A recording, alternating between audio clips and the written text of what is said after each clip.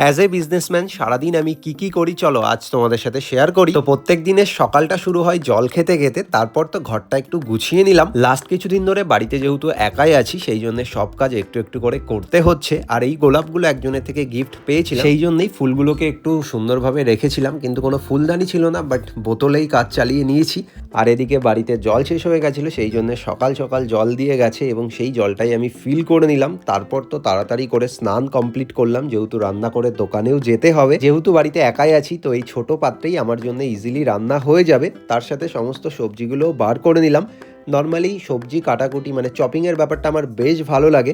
আর আমি অনেকগুলো সবজিই কেটেছিলাম, তার মধ্যে কুমড়ো ছিল, ভেন্ডি ছিল, আলু ছিল, সিম ছিল, কাঁচা লঙ্কা ছিল। আমি প্রথমেই বুঝে গেছিলাম এত সবজি আমি কেটে ফেলেছি যেগুলো এই পাত্রে ধরবে না। তারপরে ভাবলাম যেহেতু রান্না বসিয়েই দিয়েছি এর মধ্যেই করি। একটু পরেই তোমরা দেখতে পাবে পুরো ওভেনের ওপরে ভাত চারিদিকে পড়ে গেছে। রান্না করতে গেলে প্রত্যেকবার আমার সাথে এই রকমই হয়, এই রান্নার ব্যাপারটা না আমি ঠিকঠাক পারি না। তারপর তো দোকানে চলে গেলাম, দোকান ওপেন করে সমস্ত কাজবাজ করলাম, ভিডিও শ্যুট ছিল সেগুলোও কমপ্লিট করলাম। এইভাবেই পুরো দিনটা আমার কাটলো। তোমাদের কেমন লাগলো জানিও। টাটা।